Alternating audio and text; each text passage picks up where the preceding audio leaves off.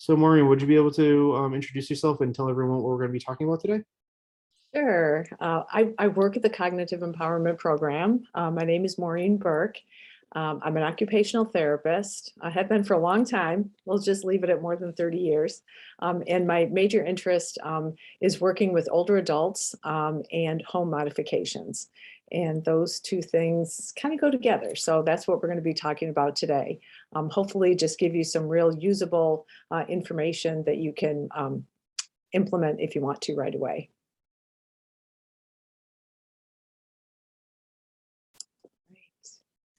And we will go ahead and get this PowerPoint pulled up for you.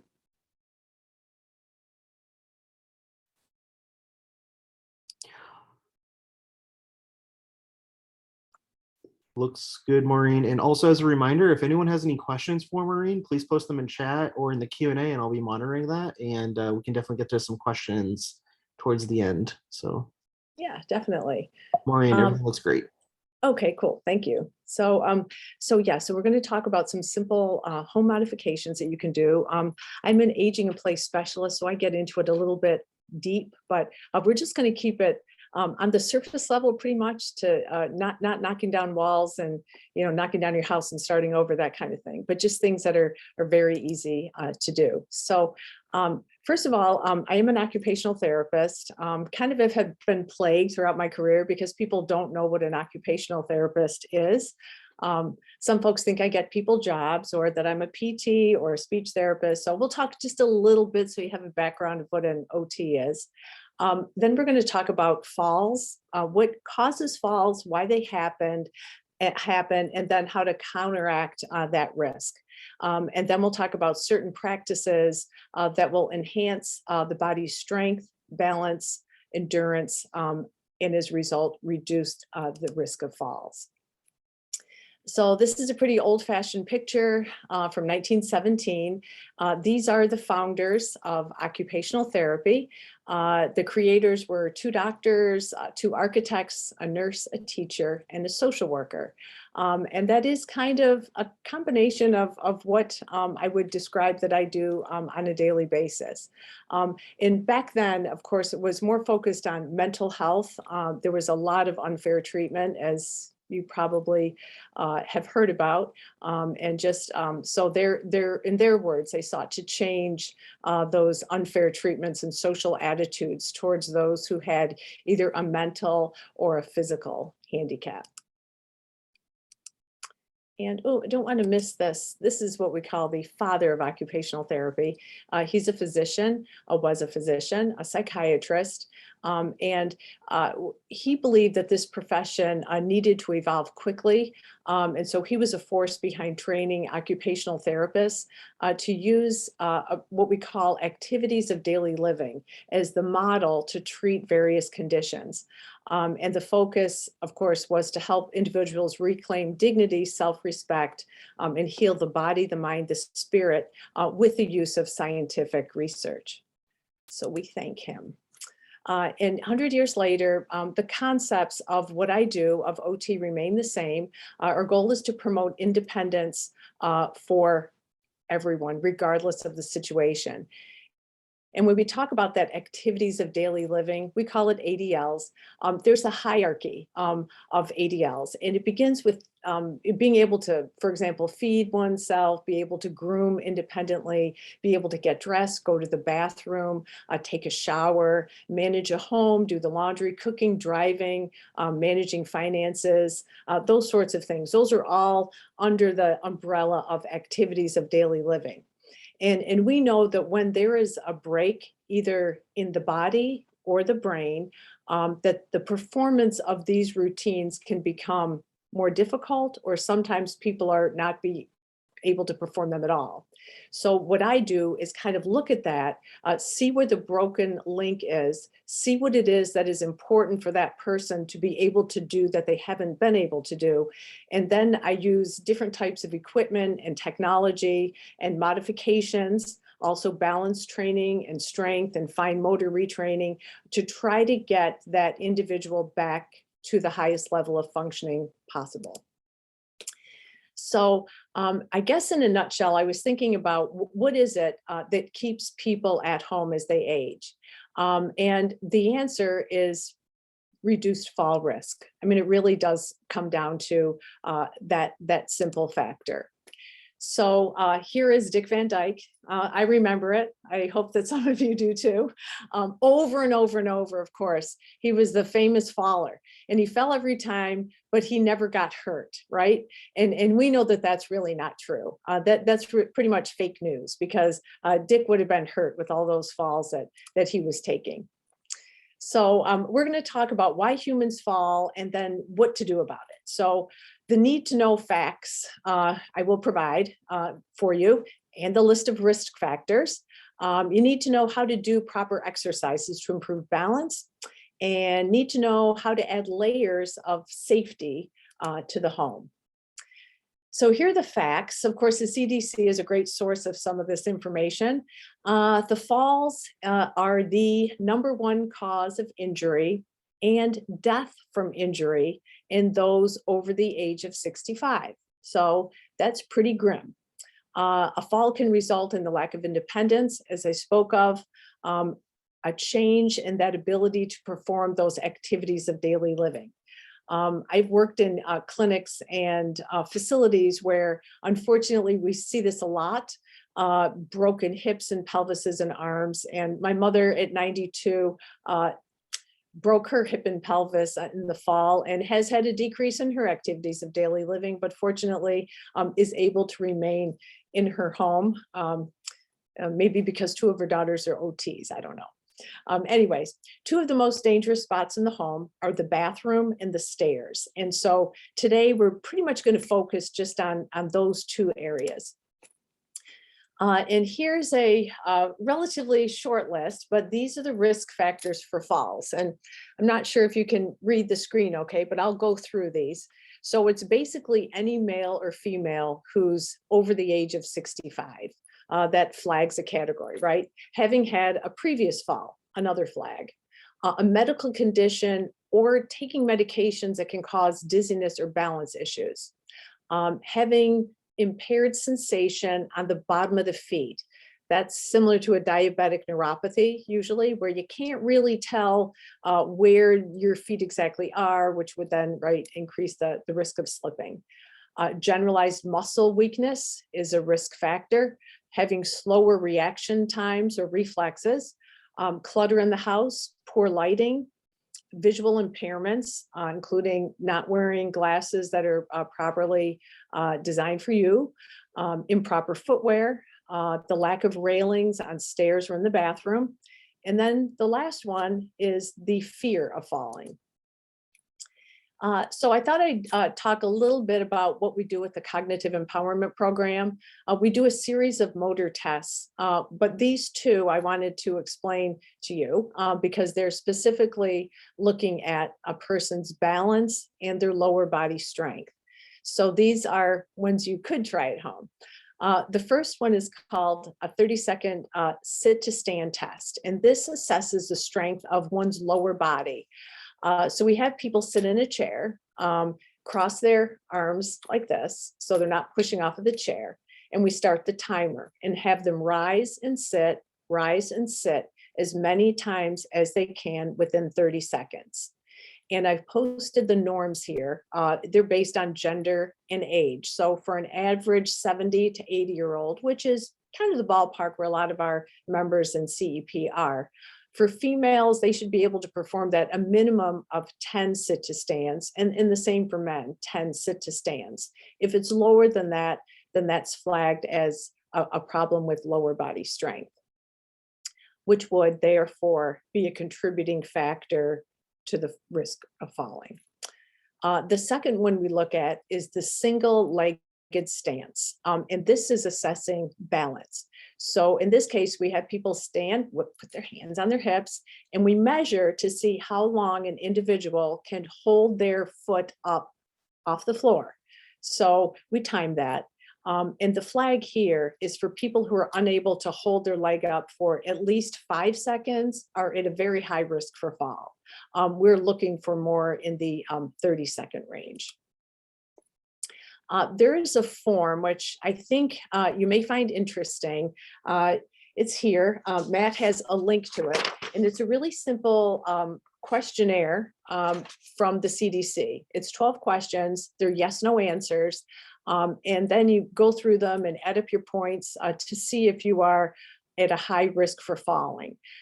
So some of the questions that are on the questionnaire are, I often have to rush to the toilet. I steady myself by holding onto furniture. I have some trouble stepping up onto a curb, and I have fallen in the last year. So if you're interested in kind of, doing a test for yourself, we'll provide you with the link so you can look at that. This is a color wheel, and this is here because I wanted to touch on the fact that the eyes change with age. And the way we perceive vision can have a larger impact on our home safety, even than balance or strength. So as time increases, the cones, which are in our eyes, they change, just like the human body changes as it ages. But we're unable to see the blues and the purples and the pinks and that side of the color wheel as clearly. Aging eyes like and can see the brighter colors, such as red and orange and yellow. So use of bright white lighting in the house is a great way to just light up your environment instead of a dim yellow light. So lighting is huge. Of course, also have your regular checkups to make sure that if you need glasses, that you have them. I just want to give you an example also of the use of color, but the use of color contrast. And so using these sharp contrasting colors just allows us to see better, right? So the table on the top is red and brightly colored, and it's very easy to see where the plates are, the utensils are, as opposed to the lower version, which is very pretty and probably what we see in most fancy restaurants. It's white on silver, and it is hard for the eye to differentiate all of that clearly as time goes on. So you could apply this as a simple concept to other areas in your home. So like a non-slip rug, for example, as you step out of the shower, it may not match your decor, but if you chose an orange or yellow or bright red, you're sure to see it, right? As you're stepping out of the shower. In the steamy shower, maybe without your glasses, you'll know that rug is there.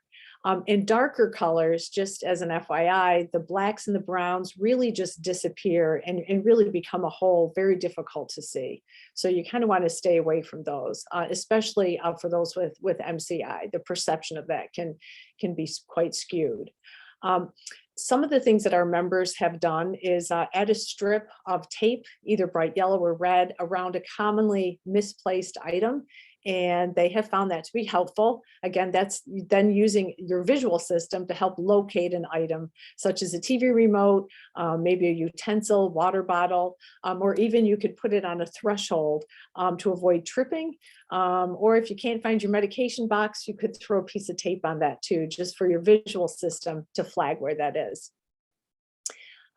This slide shows an example of the top one is a staircase looking down, and the one on the bottom is actually two pieces of wood, but there is a step down, and I think it's difficult to see because it's all brown wood and it's all the same tone. So I just wanted to just show you examples of how our eyes are, play a really big part in our risk of falling. So an option for this, if there's a concern, you could put a piece of tape right down there at the threshold on that wood floor to denote that this is a step down, so don't trip. Also on the stairs themselves, the idea of adding railings to both sides is what we recommend. If there's a significant issue with the lower step, you see, we tend to trip on that low step, right? The bottom one, because it's hard to see sometimes if that's where the end actually is. So some people have actually extended their railings beyond that lower step and beyond the upper step, just to have that security during stepping. But also putting just a secure rug at the base of the step can also indicate to the eye, again, that there is the bottom of the step. So now I know that I'm stepping onto that final step. Also, if they're just, this isn't really connected to stairs, but it's interesting, I thought, in order for orientation of space, you can, if there's a big blank wall, sometimes it's hard to define orientation for a person. So using a large print, for example, a colorful print will help designate spaces. And here are just some simple modifications that you could add to your stairs. I mean, number one is definitely lighting. Bright white lighting is strongly indicated on your stairs, and a lot of it, the LED lights, not yellow lights, but bright ones. I mentioned Mr. Beam because a lot of our members like Mr. Beam. Mr. Beam, I think I have a picture in the next slide or two. They're lights that you can just stick on. They're battery operated, no wires. So it's really easy to put them in places where you don't already have electricity. Again, the railings on both sides of the stairs, and that's for indoor and outdoor stairs. And as I mentioned, the extension of the railings is also something that can be done. I've used these in my home when my in-laws have visited, because I have a few places that are high risk fall zones. So as you know, you could just go to the sports store and get a couple of these, and you will hopefully not miss those. So here's a picture of some of the Mr. Beam lights. Again, I can't overemphasize the importance of lighting with regard to reducing fall risk. So these are the Mr. Beams. They come in an amber tone, and that is less likely to disrupt the sleep cycle.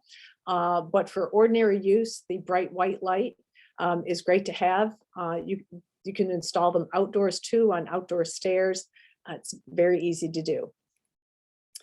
So now let's shift a little bit, and we're going to talk about your bathroom, because we know that the bathrooms are a high risk for falls. It is the most dangerous place in the home other than stairs, right? Stairs and bathrooms. So wet, hard surfaces, they're slippery when wet. So we'll talk about some commonly used items that you can put in your bathroom to decrease your chance of falling. A safety bar and a seat, in my view, does not indicate loss of independence, but rather as a proactive measure. And I believe it's about layering your environment with different items to prolong that ability to live where you want to live.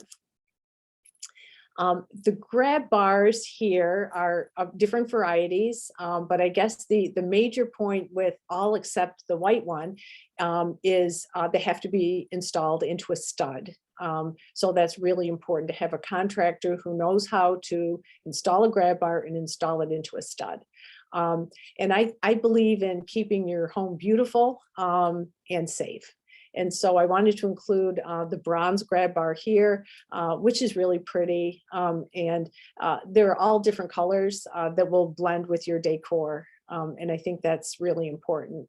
And I also like this toilet paper holder because that just looks like a cute toilet paper holder, and no one visiting your guest bathroom would know that that is actually a grab bar to help someone rise and lower themselves onto the toilet.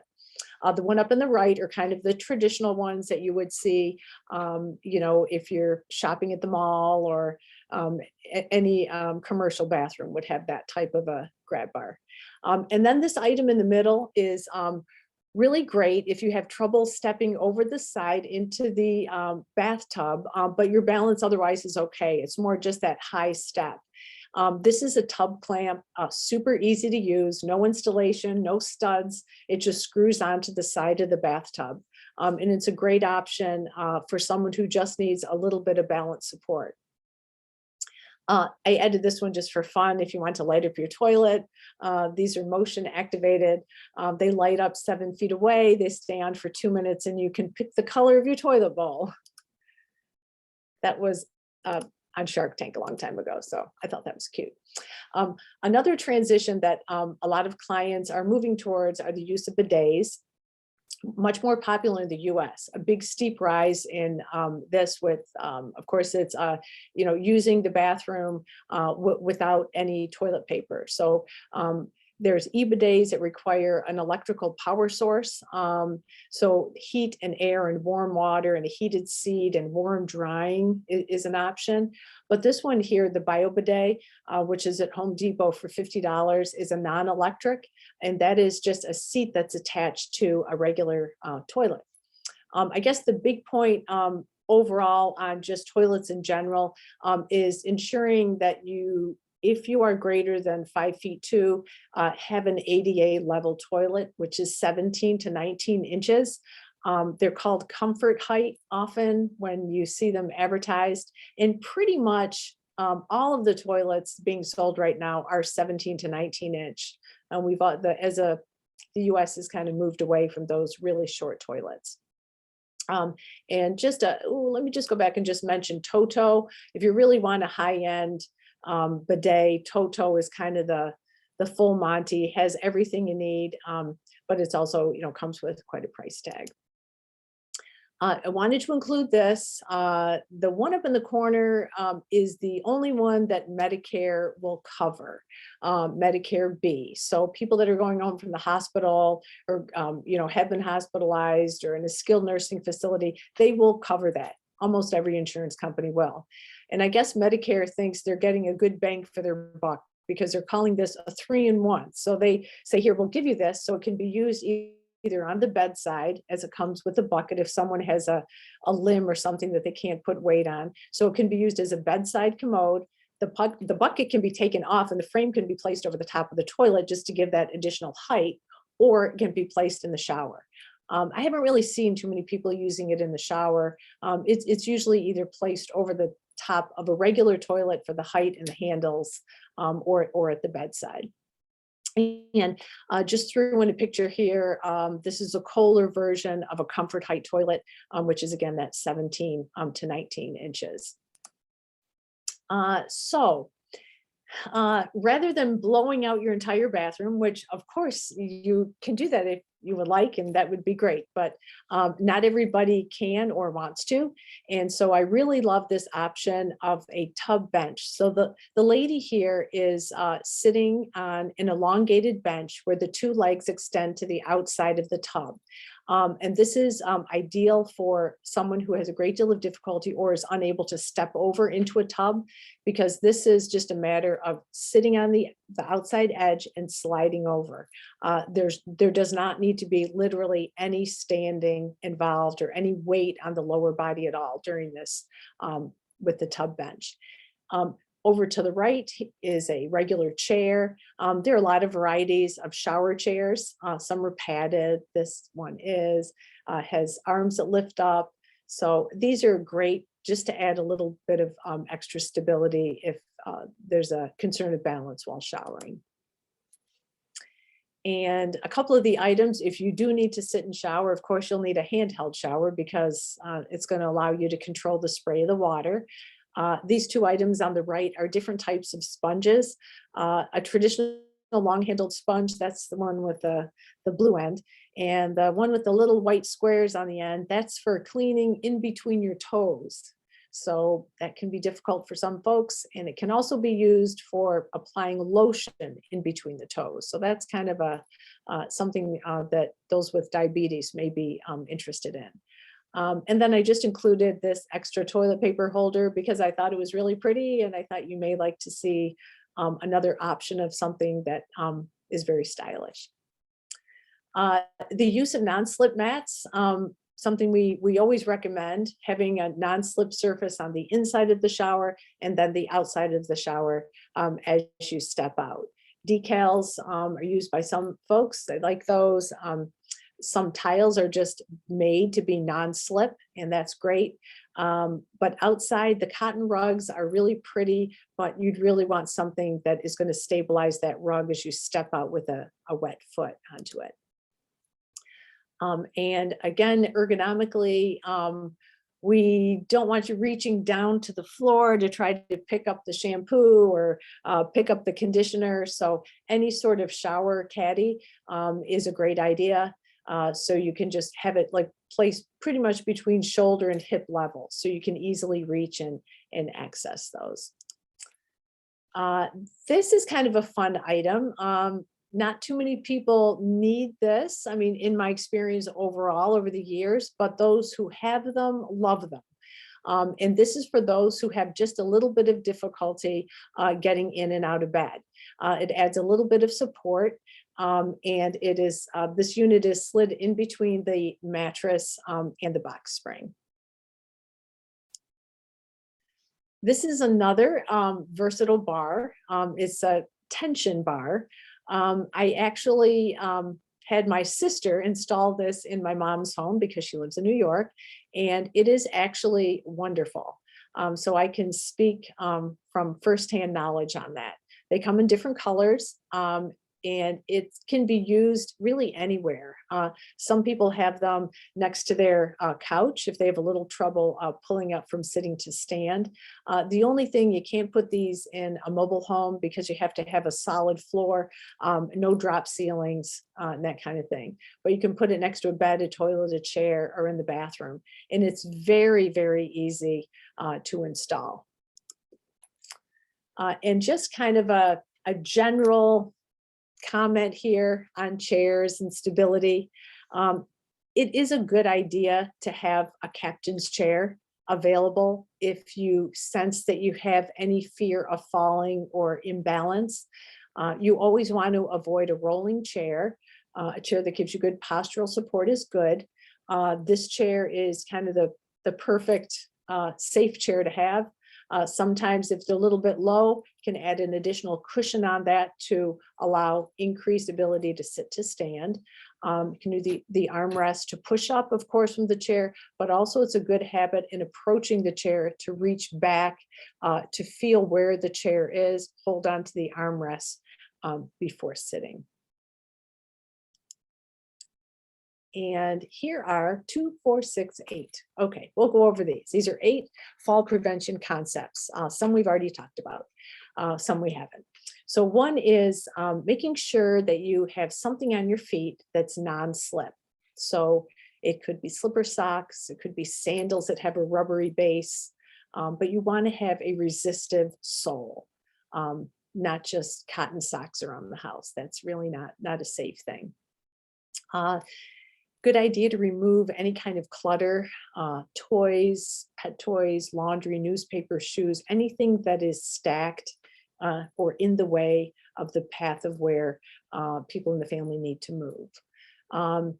Also, if anyone out there, any of you have been advised to use a walking device, whether it be a walker or a cane, I would strongly encourage you to use it. Because that has been recommended because you have flagged, right, that the balance is not as good as it should be, and you need the additional support. The plentiful lighting, indoor and outdoors. I think I have gotten my point across on that. Bright white lighting everywhere, including your stairs. Installing the railings on both sides of the staircase. And then in general, keeping commonly used items within reach, even in the garage, your kitchen. Try to keep things between your shoulders and your hips. If you reach too high and extend your arms up too high, guess what can happen? Go backwards. So we don't want that to happen. When carrying items, keep 1 or 2 hands free by using a backpack or a crossbody bag. And then we mentioned the non-slip mats in the bathroom, maybe the installation of grab bars, bar near the toilet, or a different type of a shower seat. I think we've covered that pretty well. So now we're going to move on to just some simple ways to increase the strength in your body and improve balance, right? Because if you have better balance, if your body's stronger, your chance of falling will be decreased. Silver sneakers is a great workout. That is something that Medicare does cover, which is really nice. I took one of these classes about a month ago because I wanted to just feel what it was like. And it was a really good workout. It was at LA Fitness. And usually most of the people that were there used the 2-pound dumbbell weights.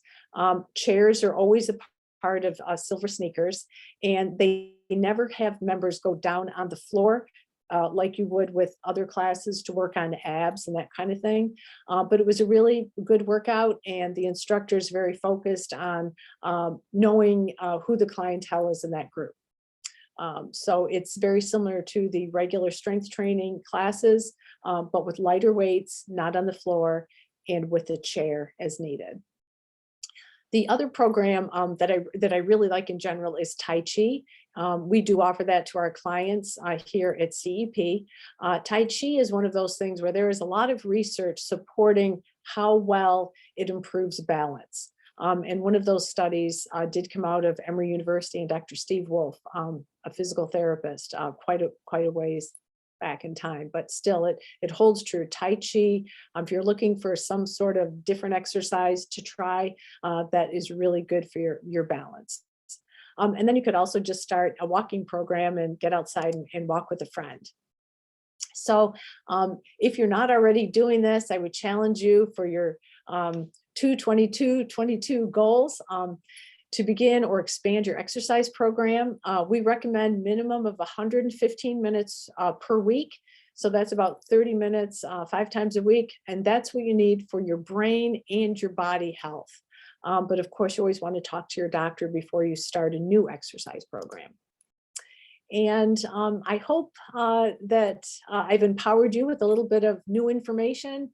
I view all these changes to reduce fall risks just as a winning strategy. I don't view this as a negative. I view them as a way to empower clients to be able to have long-term personal independence in their home.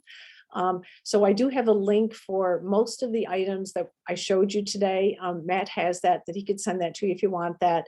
And then also that check your fall risk questionnaire, that's also on the list. So if you'd like to see how your balance is doing, we'll send that to you. And that is all I have for today. Thank you, Maureen. That was great. One other thing that I want to add, because I remember when Maureen has like kind of presented on these things before, is that I just want to highlight when Maureen was talking about how it's not great to be reaching down or reaching up really high. Since I help out with a lot of technology stuff at CEP, the other thing I always remind people is just because your phone came with like a really short cable doesn't mean that you can't get a longer cable to make things more accessible. And same thing with like power cords or anything like that. Just because the outlet is, you know, behind a table and behind a bunch of things and it's really hard to get at, you know, you can get, you know, fairly inexpensive extension cords or just longer cables. That way the outlet or the connector is just at a more easily accessible kind of location, or it's longer, so you know, you could sit on your couch and easily charge your phone rather than like kind of bending over, you know, the side of it or something like that. That's just another kind of technology little tip that I like kind of adding on to you know, some of the same points that Maureen made earlier.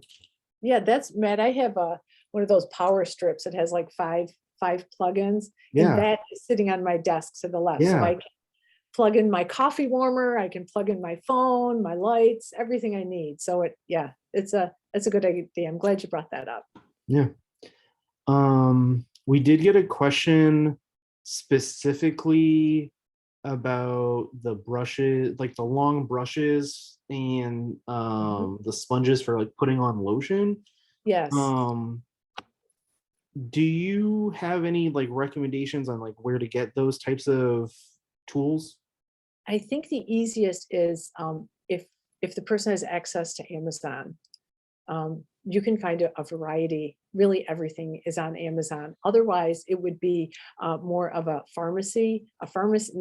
Sometimes traditional pharmacies have these items, but this is a little more specialized. So they probably, if they had the larger brush for washing, they wouldn't have the one for the toes. So that's when you would have to order online. Yeah. I agree. I think for a lot of these specialty products, I think this is one of the benefits of Amazon, is because they're such a large online store, is like they will cover these very, I'll say, niche products that are kind of hard to find in a physical store sometimes. Right. Yes. Even though drugstores they do have, you know, raised toilet seats and bars and canes and a lot more stuff, but still, once you get into some of these smaller items, you know, they're not carrying them yet. Yeah. If anyone has any other questions, please post them in chat or in Q&A. Maureen, I just want to, while people are typing, I just want to also comment, really appreciate your emphasis on trying to find items that, can look nice in your home. I know that that is one thing that, like, when I've talked to people, is that sometimes they're like, well, it's going to look funny, or they don't like the impression that it gives. But some of the things that you posted, they seem to would match anything in the bathroom, or they are kind of disguised in that when you look at it, you don't immediately recognize it as a grab bar or something like that. And I thought that was Right. really interesting. I think that's really important, especially for this generation of aging. We don't want a hospital, looking place or a nursing home looking place. And so the trend, since I've been practicing more than 30 years, there has been a huge shift in in that. So in just making things look pretty Yeah. and blend in. So that's, yeah, I think that's really important too. Yeah. Someone asked if Bed Bath and Beyond would carry any of these products. Do you know from experience? Well, they might have the long sponge or a type of a long sponge. Usually it's a long brush. Um, and what items? They would not have no, they would have a caddy, a bath caddy for sure. But some of the chairs and the benches, no, they usually would not. Yeah.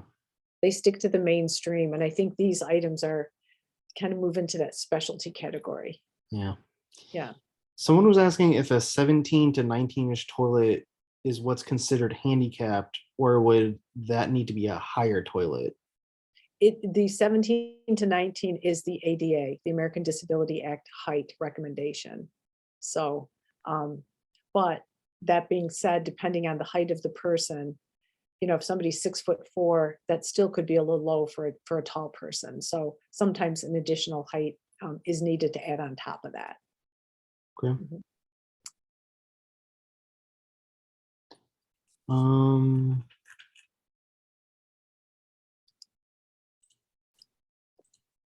oh, I just saw that the links that I post, everyone wasn't able to see them. Hold on one moment. I'm gonna repost those links one Okay. more time.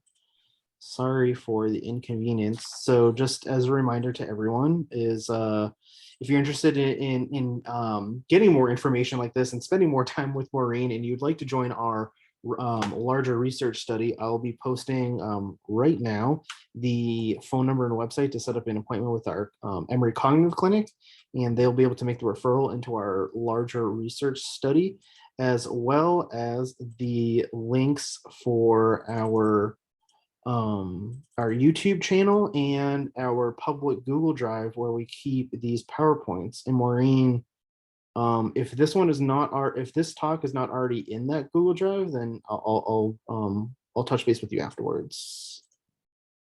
Yeah, this one is, it's changed. I did have one that was similar a year ago, Okay, but this is a little different. cool. So we'll update that there. So if so like you guys heard that, so there was an older version, but we'll update it with some of the newer slides. And And then do you have the checklist? If anybody wants that, yes. to check the falls, I just think that's so interesting. And you Yeah, can do it in the privacy of your own home. No one has to know. Yeah, so because that's already posted online, I'm gonna post that in the chat right now, but I'll also download it and put it into our Google Drive. So this was what Maureen was talking about earlier, everyone, and that is uh the 4 things you can do to prevent falls, and some of the other fall risks assessment that the Maureen said that you can kind of do by yourself in the leisure of your own home. Just to see if you are at risk. And then, I'd really like to hear if there's still people online of, we're not sure in these talks who we're actually talking to, right? So if there are other topics, related to home or personal safety that you'd like to hear more about, please put it in the chat, because I would be happy to, you know, create another talk that would be, on a topic that we haven't already discussed. Yeah. Someone was asking, so someone just asked to post that questionnaire. So I just post that link, and for the very specific fall risk assessment questionnaire. and that will also be downloaded and put into the Google Drive folder, which there's a link for that too. But they also mentioned specific links to any of these products. Now, Maureen, I know that you went through by the end of the talk dozens of products, but do you have any? I believe we had a document that had at least some links to some of these things. Yeah, I think I thought you maybe had that. Yeah, I think that's already in Okay. the Google Drive folder. Okay, yeah.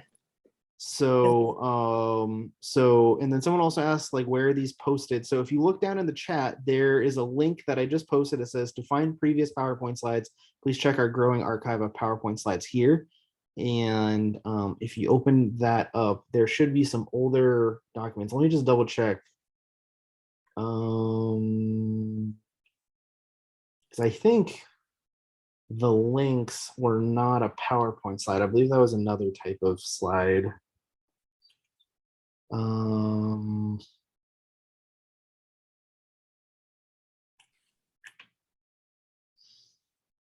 I'm not seeing it. We'll have to take a look at this after the webinar today. And but I know that I've seen it before and I know it exists. And I don't have With time all to the, open up all the documents right now, but that will definitely be posted into that Google Drive shortly.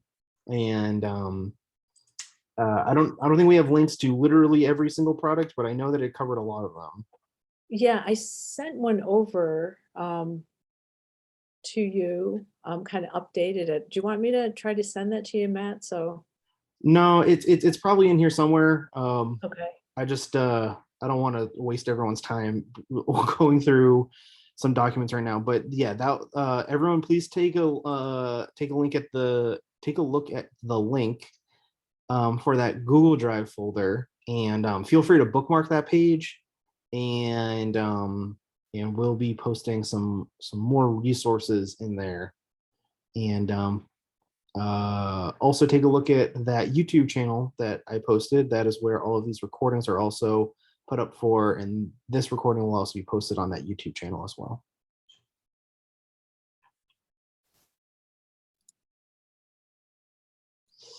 Someone just asked if there's a way to print the chat, and I don't believe so.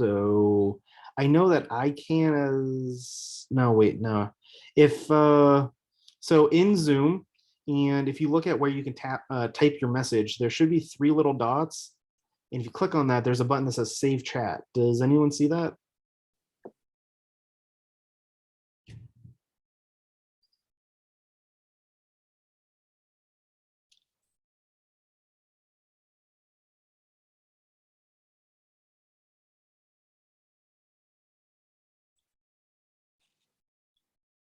Okay.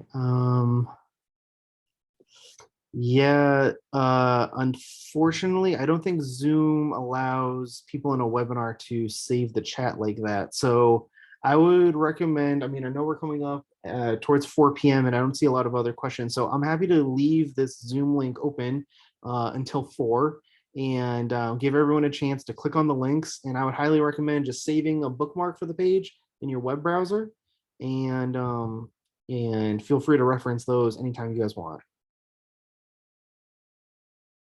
Someone also mentioned if you're on that you could screenshot it as well. That's another great idea. Good idea.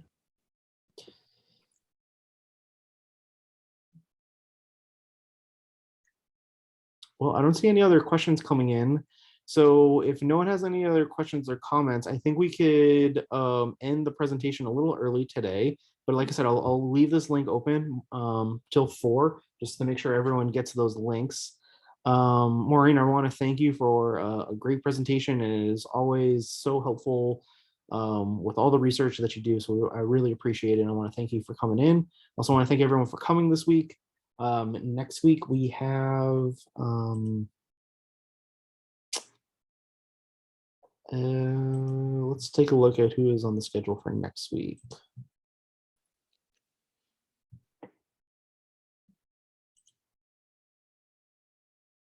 Thank you for all the chats. You're very welcome. Thank you for being here.